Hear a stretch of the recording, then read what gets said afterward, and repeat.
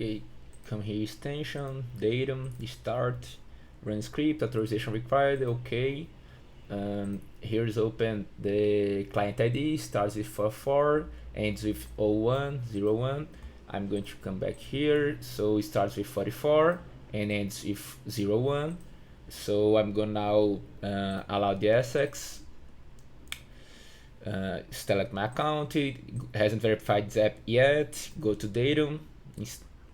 I need to view the spreadsheet that is installed in, external service, application, when it's not present, and third-party web apps. I'm gonna allow it. And now the extension is gonna start it. Opens the sidebar. I can select among those platforms. I'm going to select Meta Ads. Make the Facebook login. So select here my account, okay. The access will be granted.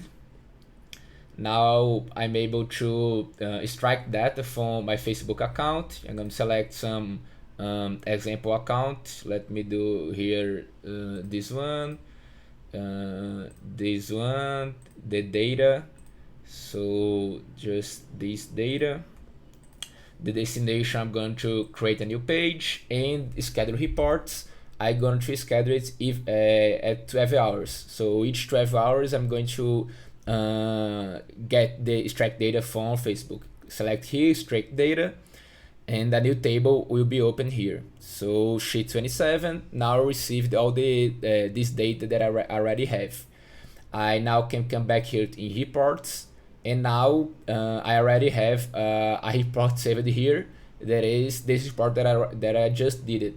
So 1352 reports created here, and now these reports will be saved to 2 times a day. Will be extracted to here.